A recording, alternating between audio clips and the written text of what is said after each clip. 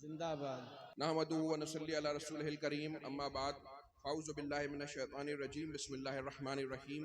आज़ाद गिरामी, आइए सबसे पहले एक बार बारगाह रिसालत माब सल्लल्लाहु ताला अलैहि वसल्लम में दुरूद पाक का नजराना पेश कर लिया जाए। पढ़िए सल्लल्लाहु अलैहि अल्लाहुम्मा नबी सल्ली व अला आलिहि सय्यिदिना व सय्यिदिना सल्लल्लाहु अलैहि मुहम्मद व वसल्लम, नबियिना सलातु व सलामुन मुहम्मद अलैका व या बारिक रसूलल्लाह। वसल्लम सलातु व सलामुन अलैका या हबीबी या आज़ाद रसूलल्लाह गिरामी, इस सल्लल्लाहु साल की तआला उर्स अलैहि कासमी वसल्लम। की जो है आखिरी महफिल है, जो कुल की महफिल कही जाती है। साहिब सज्जादा आज हम सब के लिए दुआ फरमाएंगे और उनकी दुआ पर तमाम उलमाए किराम और जो हमारे गुंबद में आराम फरमा हमारे मशाइख हैं वो आमीन कहेंगे और इंशाअल्लाह हमारी दुआएं कबूल होंगी। इसी उसको लेके हम सब यहाँ पर हाजिर हैं। जो मेराज से महफिलें हो रही हैं, आपने देखा कि इस दफ़ा ख़ास तौर से हर दफ़ा अच्छी तकरीरें होती हैं, कैसी बेहतरीन तकरीरें आपने इस बार उर्स में सुनने को आपको मिली। चाहे वो हमारे बच्चों ने की हो, तकब्बुर पे, इल्म पे, उल्मा की अहमियत पे, किसी का मजाक ना उड़ाओ, उस पर तकरीरें की, या फिर दूसरे दिन हज़रत अल्लामा अब्दुल मुबीन नोमानी साहब ने तकरीर की, मौलाना तौफीक हसन मिज़वाही साहब ने तकरीर की, उसके बाद सैयद नूर आलम साहब ने ज़िक्र के ताल्लुक़ से तकरीर की, आज हज़रत मौलाना मसूद साहब ने तकरीर की, और हमारे हज़रत अल्लामा सगीर अहमद जोखनपुरी साहब ने तकरीर की। कल सैयद अमीनुल क़ादरी साहब ने महरेरा पे तकरीर की और अतीफ़ मियाँ ने भी कमाल कर दिया। सलमान अज़री साहब ने जो तकरीर की वो इल्म के हासिल करने पे की। ज़ात गिरामी, मैं ये बताना चाहता हूँ, ये जो आरास होते हैं, एक तो सबसे बड़ा फ़ायदा जो बताया हज़रत मौलाना मसूद साहब बरकाती ने कि जब हम आरास में आते हैं, अपने बुजुर्गों की याद मनाते हैं, तो इस याद को मनाने का ये मतलब होता है कि हम अपने बुजुर्गों के मैसेज को दोहराने आया करते हैं, उनकी तालीमात को फिर से ताज़ा करने आया करते हैं। हम आते हैं, अपने बुजुर्गों की तालीमात को जानते हैं। ये सुन्नियों का हिंदुस्तान का एक अजीम और बड़ा और मुनज़्ज़म इज्तिमा है, जहाँ पर हिंदुस्तान के मशहूर और मारूफ उलमाए किराम तशरीफ़ लाया करते हैं।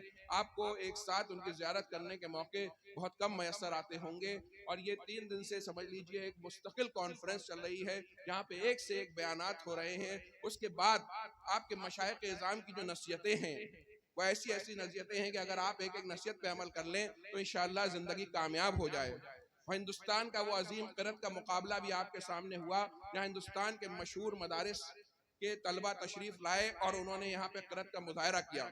उसके बाद मुफ्ती निज़ामुद्दीन साहब का सवाल और जवाब का सेशन हुआ। कल रात साहिब सज्जादा बुजुर्गान दीन के मलबूसात में जो है रौनक अफरोज़ हुए और हमारे लिए दुआएं की। हमने उनके रूप में अपने बुजुर्गों की भी ज़ियारत की।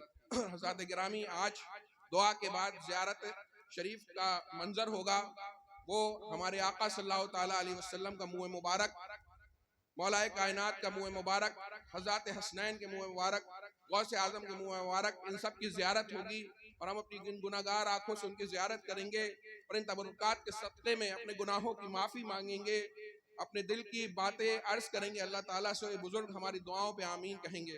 हज़रत गिरामी, जब हम ये सोचिए कितने पुराने तबरुकात हैं और कितने अहम तबरुकात हैं, जब हम ये लेके निकलते हैं तो कभी कभी आप मोहब्बत में इनको चूमने की, हमें छूने की कोशिश करते हैं, बड़ी मुश्किल से इनकी हिफाजत होती है। हज़रत जो कपड़े पहन के आते हैं, मैं आपको इसलिए बताना चाहता हूँ, वो कितने 100 साल पुराने जुब्बे हुआ करते हैं। आप मोहब्बत में ऐसे हाथ मारते हैं, नाखून भी लग जाता है, कभी कभी वो कपड़े जो हैं फटने का भी डर होता है, तबरुकात के गिरने का भी डर होता है। हमें इसका अदब भी करना है। हज़रत गिरामी, आज हम जिस शख्सियत के उर्स में हाजिर हुए हैं, साहिब उर्स कासमी, उनका नामे नामी हज़रत सैयद अबुल कासिम इस्माइल हसन शाजी मियाँ अलैहि रहमत व रिदवान था। हज़रत इस खानवादे के एक अजीम बुजुर्ग हैं, जो आज इस खानवादे की इल्मी और ये सब बहारें देख रहे हैं, उसमें एक बड़ा हिस्सा हज़रत और हज़रत की औलाद का है। हज़रत को मुजद्दिद बरकातियत भी कहा जाता है। हज़रत की गद्दी पर इस वक्त ताजुल मशाइख जलवा अफरोज हैं। ताजुल मशाइख को एक गद्दी हुजूर अहसनुल उलमा आपके पीर मुर्शिद से मिली। हुजूर अहसनुल उलमा को अपने मामू हुजूर ताजुल उलमा से, हुजूर ताजुल उलमा साहिब उर्स कासमी के बेटे हैं। साहिब उर्स कासमी हज़रत शाह सादिक साहब के बेटे हैं। उनको वो गद्दी वहाँ से आई। हज़रत शाह सादिक साहब का मज़ार जो है सीतापुर में है। बहुत ही बाफैज़ बुजुर्ग, जिन्होंने न जाने कितने दीनी काम किए और अहले सुन्नत की हिफाजत के लिए एक पब्लिकेशन हाउस सुबह सादिक के नाम से खोला और न जाने कितनी किताबें शाये की और अहले सुन्नत के मौक़िफ़ की तायीद की। उनको एक गद्दी अपने वालिद हज़रत शाह औलाद रसूल साहब से मिली, उनको हज़रत शाह आले बरकात सुथरे मियाँ साहब से मिली, उनको शाह हमजा साहब से मिली, उनको शाह आले मोहम्मद साहब को, उनको हज़रत शाह बरकतुल्लाह साहब से। कितना ही मुबारक सिलसिला है। आपके शेख कितनी बाबरकत गद्दी पे जलवा अफरोज हैं, इसी तरीके से हुजूर रफीक मिल्लत कितनी बाबरकत गद्दी पे जलवा अफरोज हैं। हज़रात गिरामी साहिब उर्स को इल्म दीन से इतनी मोहब्बत थी कि जब होश संभाला, इल्म दीन हासिल करने की कोशिश की और बहुत बेहतरीन आलिम दीन हुए। उनके असातिज़ा में हज़रत ताजुल फहूल जैसे अकाबिर उलमा का शुमार किया जाता है। मैं आपको बताऊं कि हज़रत ने जवानी की उम्र में 22 साल की उम्र में कुरान मजीद अपनी ख्वाहिश से हिफ्ज़ किया। कुरान से कितनी मोहब्बत थी। हज़रत गिरामी हमें भी अपने बच्चों को आलिम दीन और हाफिज़ कुरान बनाना चाहिए। जब हज़रत ने कुरान मजीद हिफ्ज़ कर लिया तो बाप ने अपने बेटे को इनाम देना चाहा तो ये ख्वाहिश देखिए कि हज़रत ने अपने वालिद से ख्वाहिश ज़ाहिर की कि एक मस्जिद की तामीर कराई जाए। उनके वालिद ने सीतापुर में एक आलीशान मस्जिद तामीर कराई। आज भी सीतापुर में आप जाके देख सकते हैं। हुजूर ताजुल उलमा लिखते हैं कि उस मस्जिद के जैसी मस्जिद आसपास के इलाकों में नहीं बनी। साहिब उर्स का जो यौम पैदाइश का जो साल है, जो साल पैदाइश है, वो और आला हजरत का एक ही साल है। दोनों हमअसर बुजुर्ग हैं। साहिब उर्स की आला हजरत की आपस में बहुत मोहब्बतें थी। जब बदअकीदगी के फितने उठे, जगह जगह से उलमा इकराम ने मुकाबले किए, उसमें साहिब उर्स हमेशा सरे फहरिस्त रहे। चाहे वो दीनी बदअकीदगी का बात हो या मुसलमानों के सियासी मसाइल हो, कभी भी साहिब उर्स कासमी जो है वो पीछे नहीं हटे, बल्कि हर वक्त उलमाए अहले सुन्नत के मौक़िफ़ की तायीद की और जमात अहले सुन्नत को जो है उनको उनकी क़यादत की। अगर कोई भी दीन या दुनिया का मसला आता था तो हजरत फौरन उसके खिलाफ लिखकर अगर कोई फौरन उसी अखबार में छपाया करते थे जिसमें अगर मुनाफिकीन ने कोई मसला छापा है, उसी अखबार में आगे बढ़ बढ़ के अपनी जिंदगी भर अहले सुन्नत की हिफाजत में सर्फ करी। आला हज़रत की हमेशा मुआवनत की, आला हज़रत को मॉरल सपोर्ट दिया, हर तरीके का सपोर्ट दिया। जब आला हज़रत अगर बरेली में कोई कॉन्फ्रेंस कर रहे हैं मुसलमानों के मसाइल पे तो हुजूर उसकी सदारत फरमा रहे हैं। अगर खुद नहीं जा पा रहे हैं तो अपना खत लिख के दे रहे हैं और उसकी सदारत फरमा रहे हैं। आला हज़रत से बहुत मोहब्बत थी साहिब उर्स कासमी को, हुजूर ताजुल उलमा को, हुजूर अहसनुल उलमा को, हुजूर सैयदुल उलमा को, हुजूर सरकार नूरी मियाँ को, हुजूर आले तमाम बुजुर्गाने दीन। और उनका भी तालीमात का वही निचोड़ है जो निचोड़ तालीम मसलक आला हज़रत का है। हज़रत गिरामी में यहाँ चंद साहिब उर्स कासमी की चंद नसीहतें आपको पहुँचाकर रुखसत हो जाऊँगा। एक सवालनामे के जवाब में लिखते हैं कि मुसलमानों के तनज़्ज़ुल का असली सबब अल्लाह और उसके रसूल सल्लल्लाहु ताला अलैहि वसल्लम के बताए हुए तरक्की के असबाब को छोड़ देना है। ये मैं उसका निचोड़ दे रहा हूँ। जब तक मुसलमान अपने खालिक और अपने रसूल के बताए हुए तरीक़ों के पाबंद रहे और ये तरक्की पर रहे और जिस कदर कमी उनकी पाबंदी में आई उस कदर तनज़्ज़ुल हो गया। अक्लमंद से अक्लमंद के निकाले हुए असबाब पे तरक्की कहीं खुदाए बरतर के बताए हुए असबाब का मुकाबला कर सकते हैं।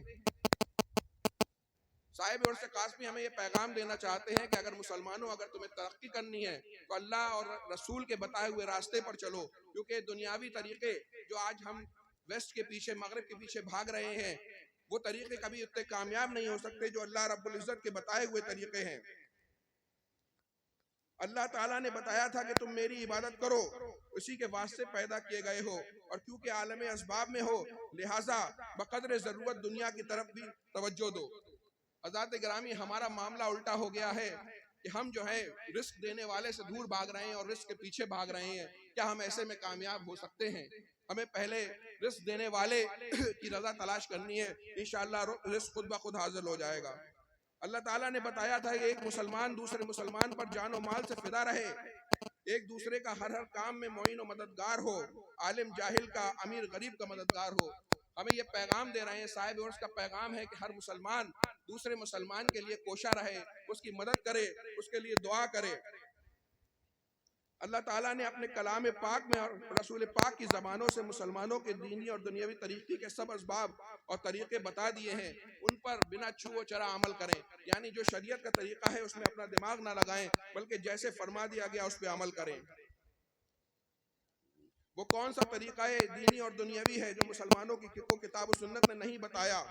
जब ऐसे यकीनी तरक्की के असबाब छोड़कर पैरवी नफ्स अपने निकाले हुए तरीके की करेंगे, इख्तियार किए जाएंगे, तो तनज़्ज़ुल क्यों नहीं होगा।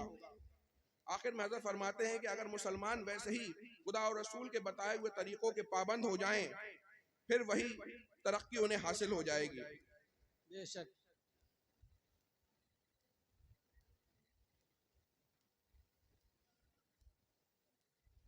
हज़रत गिरामी बुजुर्गान महरेरा का हमेशा से ये वतीरा रहा है कि वह अहले सुन्नत और जमात की क़यादत करते रहते हैं, उनके मौक़िफ़ की हिफाजत करते रहते हैं। जब जब दीन पर कोई उंगली उठी है तो बुजुर्गान महरेरा, मशाइख़ महरेरा आगे आए हैं। तो हमेशा महरेरा कि बुजुर्गों की इस बात को याद रखिए और हर बरकाती को इस पे अमल करना है कि अपने दीन की हिफाजत करने की कोशिश करनी है।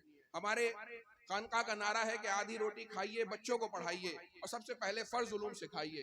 अपने बच्चों को दीनी और दुनियावी तालीम में मजबूत करिए। सबसे पहले उन्हें ज़रूरी दीनी उलूम सिखाइए, उसके बाद उन्हें दुनियावी तालीम में भी मजबूत करिए। आज वही कौम तरक्की कर रही है जिसके पास तालीम है। जो तालीम से पीछे रह गया वो इस दुनिया में भी पीछे रह जाता है। लेकिन दुनियावी तालीमी तरक्की से पहले दीनी तरक्की ज़रूरी है। उसके बाद हमें दुनिया में हमें जो है साइंटिस्ट भी बनना है, बिजनेसमैन भी बनना है, हमें जो है पॉलिटिशियन भी बनना है, अपनी तिजारत को भी तरक्की देना है। हम सबको हर वक्त कोशिश करनी है अल्लाह की रज़ा हासिल करने के साथ साथ हमें कोशिश करनी है कि हम अपने आप को बहुत मजबूत बनाएं, इल्म के मामलात में अपने आप को बहुत मजबूत करें ताकि हमारी कौम एक मजबूत कौम की तरह खड़ी हो सके और हमारे मदारिस की हिफाजत हो सके, हमारे खानकाहों की हिफाजत हो सके, हमारी मसाजिद की हिफाजत हो सके।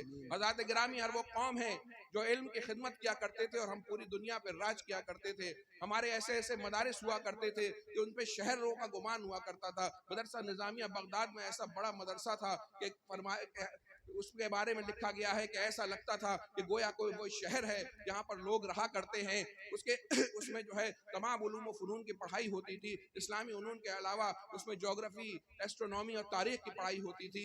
घुड़सवारी और तीरंदाजी सिखाई जाती थी। अजनबी ज़बानें सिखाई जाती थी। उस मदरसा निज़ामिया के अलावा भी 30 बड़े मदारिस बगदाद में मौजूद थे। पूरे आलम इस्लाम में बेहतरीन मस्जिदें, बेहतरीन मदारिस मौजूद थे। बड़ी बड़ी लाइब्रेरियाँ मौजूद थी। हमारे खुलफा के जो एजेंट्स थे, जो कारिंदे थे, पूरी दुनिया में फैले रहते थे और कहीं कोई मखतूता मिलता था तो अशरफियाँ देकर उसको खरीद लाया करते थे और उसके बाद आलम इस्लाम में उसका तर्जुमा हुआ करता था। कहीं कोई अहले इल्म व दानिश मिलते थे तो उन्हें अपने दरबार में बुला लिया करते थे और उनसे खिदमतें लेते थे। उससे मुसलमानों को फ़ायदा हुआ करता था। बड़े बड़े यूरोप के बादशाह हमारे मदारिस के असातिज़ा को ख़त लिखा करते थे कि हमारे बच्चों को आप अपने मदरसे में तालीम के लिए जगह दे दें। हमने इल्म का दामन थामा था तो हम पूरी दुनिया पर हुक्मरानी कर रहे थे। ये दुनिया तभी सही चल सकती है जब इसकी क़यादत मुसलमान करें, क्योंकि मुसलमान के पास खौफ खुदा है। वरना अगर आपके पास खौफ खुदा नहीं है, अगर आपके पास दीन इस्लाम नहीं है, तो फिर ये होगा